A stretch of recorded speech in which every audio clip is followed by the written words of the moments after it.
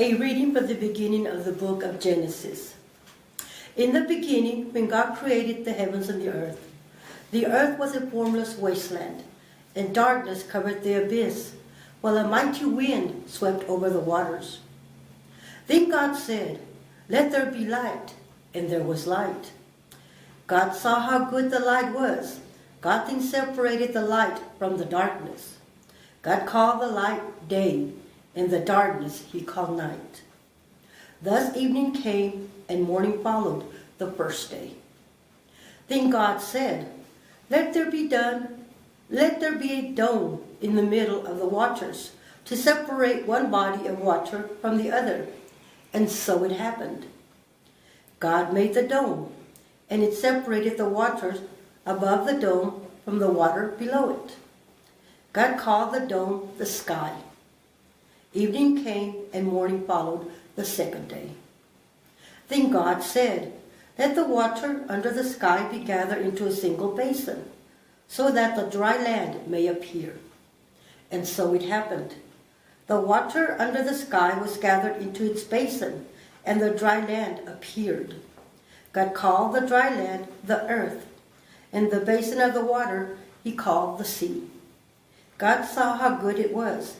Then God said, Let the earth bring forth vegetation, every kind of plant that bears seed, and every kind of fruit tree on earth that bears fruit when it is seen in it. And so it happened. The earth brought forth every kind of plant that bears seed, and every kind of fruit tree on earth that bears fruit with its seed in it. God saw how good it was. Evening came, and morning followed the third day. Then God said, Let there be lights in the dome of the sky, to separate day from night. Let them mark the fixed times, the days, and the years, and serve as luminaries in the dome of the sky, to shed light upon the earth. And so it happened. God made the two great lights, the greater one to govern the day, and the lesser one to govern the night. And he made the stars.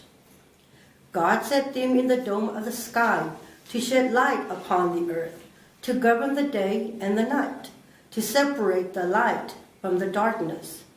God saw how good it was. Evening came, and morning followed the fourth day. The word of the Lord. Thanks be to God. May the Lord be glad in his works. May the Lord be glad in his works. Bless the Lord, O my soul. O Lord my God, you are great indeed. You are clothed with majesty and glory, robed in light as with a cloak. May the Lord be glad in his works. You fixed the earth upon its foundation, not to be moved forever. With the ocean as with a garment, you covered it. Above the mountains in the waters stood. May the Lord be glad in his works. You send forth springs into the water courses that wind among the mountains. Beside them in the birds of heaven dwell. From among the branches they send forth their song. May the Lord be glad in his works. How manifold are your works, O Lord! In wisdom you have wrought them all. The earth is full of your creatures. Bless the Lord, O my soul. Alleluia.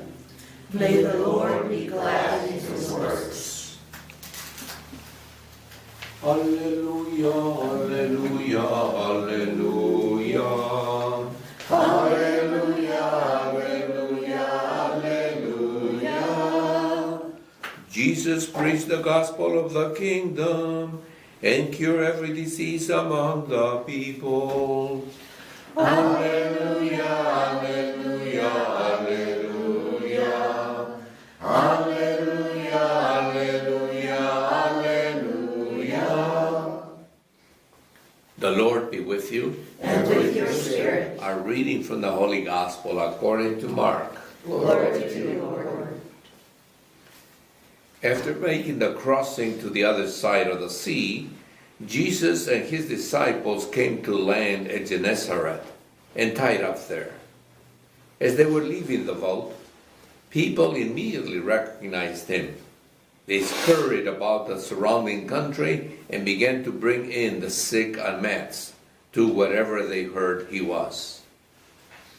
Whatever villages or towns or countryside he entered, they laid the sick in the marketplaces and begged him that they might touch only the tassel of his cloak. And as many as touched it were healed. The Gospel of the Lord. Praise to you, Lord Jesus Christ.